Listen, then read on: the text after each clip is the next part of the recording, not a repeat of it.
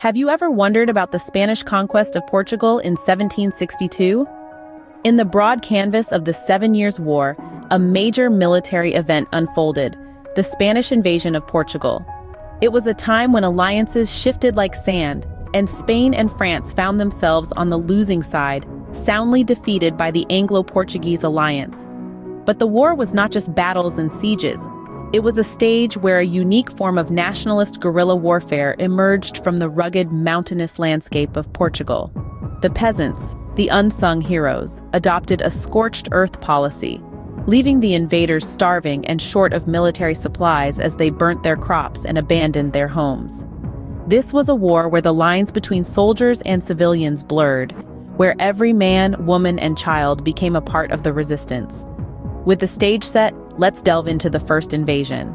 22,000 Spaniards, led by Nicolas de Carvajal, stepped foot in Alto Trashuesmont, setting the wheels of the first invasion in motion. Their ultimate goal was the city of Porto, a jewel in the crown of Portugal. As they advanced, occupying forts and pressing onward, they found themselves in the face of a national uprising. The people of Portugal were not about to stand idly by as outsiders threatened their homeland.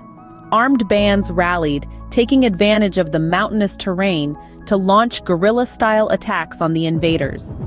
The Spanish were caught off guard. Their lines of communication with Spain were practically severed, leading to shortages of necessary provisions. The situation grew dire. On the brink of starvation, the Spanish forces made a desperate attempt to quickly conquer Porto. But they were met with fierce resistance at the Battle of the Douro and the Battle of Montalegre. The Portuguese people, fighting for their homes, their families, and their freedom, proved to be a formidable force. The Spanish were soundly defeated. Their dream of a swift and easy conquest crumbled. They were forced to withdraw, their morale shattered and their ranks thinned by casualties. But this was not the end of their campaign. In the wake of this failure, the Spanish leadership changed hands. Count of Aranda, Pedro Pablo Abarca de Bolea took command. A new strategy was needed, a new approach to conquer Portugal. The first invasion had failed, but the Spanish were determined not to repeat their mistakes. The stage was set for the second invasion. The Spanish forces regrouped, resolved to press on. But the people of Portugal were equally determined to defend their homeland. The stage was set for a conflict that would shape the fate of two nations. After their failure, the Spanish replaced their commander with Count of Aranda, setting the stage for the second invasion. While the Spanish were regrouping, 7,104 British soldiers landed in Lisbon. With the arrival of the British forces, the tides of the conflict began to shift. The British, known for their military prowess, were a welcome addition to the beleaguered Portuguese forces. Under the command of the Count of Lippi, the Portuguese army underwent a major reorganization. This was no simple task, but the Count was a seasoned leader, and he knew that a well-structured army was crucial for their survival. The British forces brought with them not just numbers, but also a wealth of experience and strategic know-how. They were instrumental in training and preparing the Portuguese for the battles to come. The combined Anglo-Portuguese force was now a formidable opponent, ready to stand against the Spanish invaders. With the Portuguese army reorganized and the British by their side, they were ready to face the second invasion. A 42,000-strong Franco-Spanish force under Aranda initiated the second invasion of Portugal. This was a force to be reckoned with, a tide of soldiers intent on claiming Portugal for their own. Almeida, a significant stronghold, fell swiftly to this overwhelming power, as did several other fortresses. Yet, the tide of war is fickle and constantly changing. Simultaneously, an Anglo-Portuguese counterattack was brewing. Determined to protect their homeland, the alliance was preparing to halt the Franco-Spanish advance. This was not a mere defensive strategy, but a calculated and aggressive move to turn the tide of the invasion. Their efforts bore fruit in the province of Alentejo. Here, the alliance successfully halted another Spanish invasion, striking at Valencia de Alcantara, where a large Spanish force had gathered. This victory marked a turning point in the war, a symbol of resistance and resilience against the invaders. Yet the most significant stand was staged in the mountains east of Abrantes. The landscape here was a natural fortress, with steep slopes facing the Franco-Spanish force and gentle gradients on the Allied side. This geographical advantage facilitated the supply and movements of the Allied forces, while forming a formidable barrier for the Franco-Spanish army. The Tagus River further fortified this position, preventing the invaders from advancing. In the municipality of Vila Velha, the alliance tasted victory once again. The Franco-Spanish army, already strained by the cut-off supply lines and the harsh terrain, faced defeat. The alliance's strategy was working. The invaders were being pushed back, their initial momentum lost. Despite their initial gains, the Franco-Spanish forces were forced into a corner.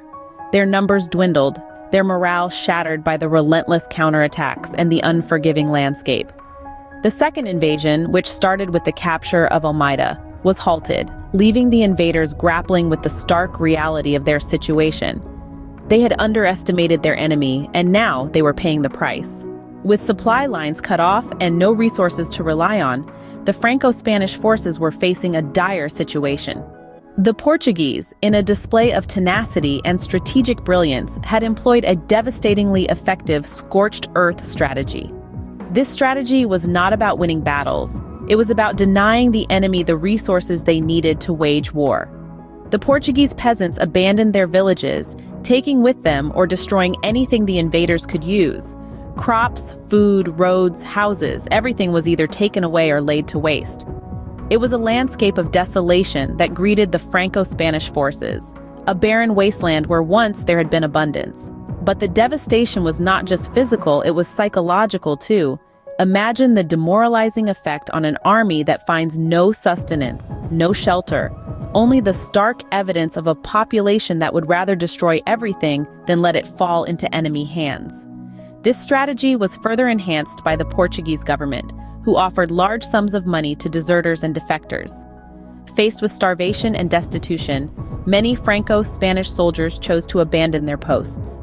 The ranks of the invaders thinned, their morale plummeted, and their chances of victory faded with each passing day. Finally, the invaders had no choice but to retreat. The once mighty Franco-Spanish army, now a ragged shadow of its former self, was forced to retreat to Castelo Branco, closer to the Spanish border. All the while, a Portuguese force under the command of Townshend encircled the army's rear, ensuring there was no chance of a counterattack. The scorched earth strategy had decimated the invaders, leaving them with no choice but to withdraw. It was a strategy that relied not on the strength of arms, but on the will of the people to resist and endure.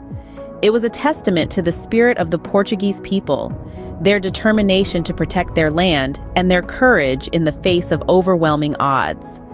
The scorched earth strategy was a deadly blow to the invaders, leading to their ultimate defeat. The Franco-Spanish forces were in tatters, with nearly 3/4 of their original army lost to starvation, desertion, and captivity. The aftermath of the attempted Spanish conquest of Portugal was nothing short of catastrophic for the invaders. The Franco-Spanish forces, once a formidable army, were now reduced to a fraction of their former strength. Starvation, desertion, and captivity had claimed the lives of thousands, leaving a trail of devastation in their wake. This was a testament to the efficacy of the scorched earth strategy, a brutal yet effective means of warfare that had turned the tide in favor of the Anglo-Portuguese alliance. The peasants' hostility, their abandonment of villages, and the destruction of crops and supplies had left the invaders starving and short of military provisions. The Portuguese government's incentive to deserters further fueled the disintegration of the Franco-Spanish forces. The invaders faced a stark choice: stay and starve, or withdraw and live. In the end, the remnants of the Franco-Spanish army were forced to retreat to Castelo Branco, closer to the border. A Portuguese force under Townshend encircled the army's rear, further tightening the noose around the invaders. The once proud Franco-Spanish forces were now a shadow of their former selves, their dreams of conquest crushed under the weight of their losses. According to a report sent to London by Edward Hay, the British ambassador to Portugal, the conquistadors suffered 30,000 casualties, a staggering number that represented nearly 3/4 of the original army. The majority of these losses were attributed to starvation, desertion, and captivity. The invaders' ambitious plans had been thwarted, their forces decimated, and their morale shattered. The Spanish conquest of Portugal had ended in failure, a testament to the resilience of the Portuguese people and their allies.